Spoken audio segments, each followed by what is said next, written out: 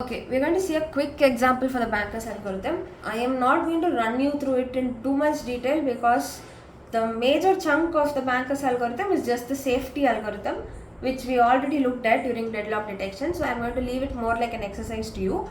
But just to give you an idea of how things work, I'll walk you through an overview sort of a thing. So assume this is the data given to you. We have 4 processes. This is allocation, this is max, this is available. So this is what has been currently given to the processes.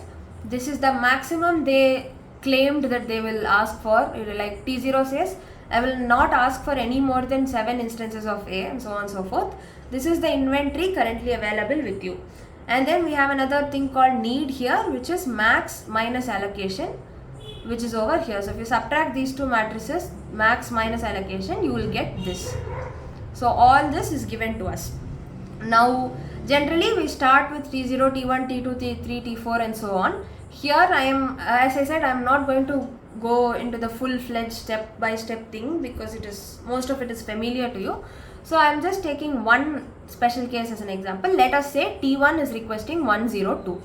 So we are going to start with T1. This was just an arbitrary choice. It could have been T0, T4, anything. Just randomly picked up one example to show you how one iteration of this algorithm works. So the rest is you just repeat the similar logic for as many iterations as required with specific data, right? So request, again they'll give you for T0 there'll be a vector representing request, for T1 there will be a vector, and so on and so forth. So you just have to repeat the same thing for 5 iterations. I'm just doing one iteration. Let's say T1 is requesting 102. First step, check if request less than equal to need. Actually, you first have to check if request less than equal to need. So 102 is definitely less than equal to 122, meaning T1 is not asking for any more than it is allowed. So well and good. So that is the first step, which I have not mentioned here, so I will add that. Yeah, your algorithm, if you see, where was that? Here. First check whether request less than equal to need. So request here is 102, need for T1 is 122, this definitely less than equal to this. So everything is fine on that front. It's not asking for any more than it is allowed to. Next step, check if request less than equal to available. Request is 102, available is 332. 102 less than equal to 332, yes.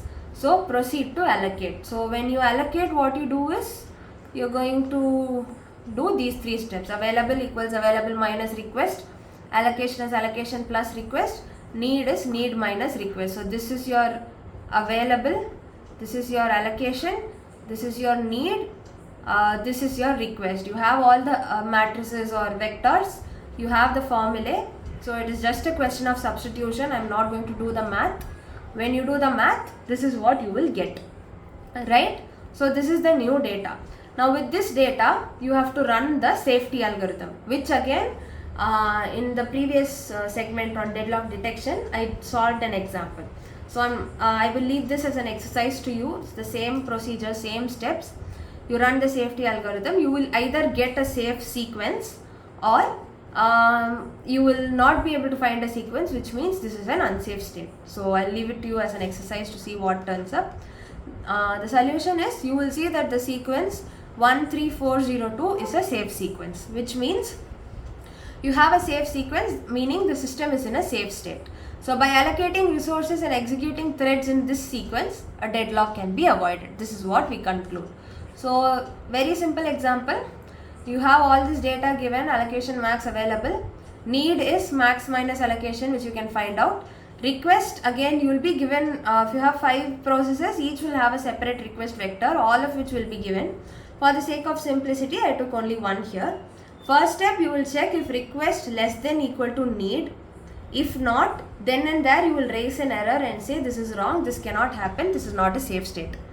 Okay, but here request is less than equal to need, so you go to the second step, check if request less than equal to available. In this case, yes.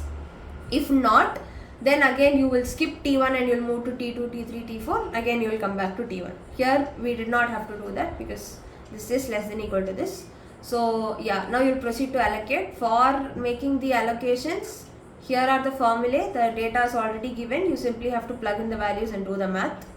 Once you do that, you get this. Now using this data, you need to run the safety algorithm. How is that done? I've explained in detail in a separate segment, so you can look at it there.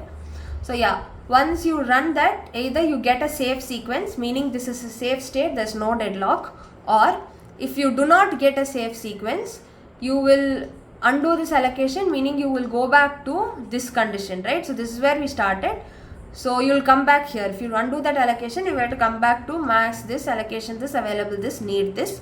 So T2 cannot be handled right now, you will move to, T1 cannot be handled right now, you will move to T2, and so on and so forth, right? So that is how the banker's algorithm works.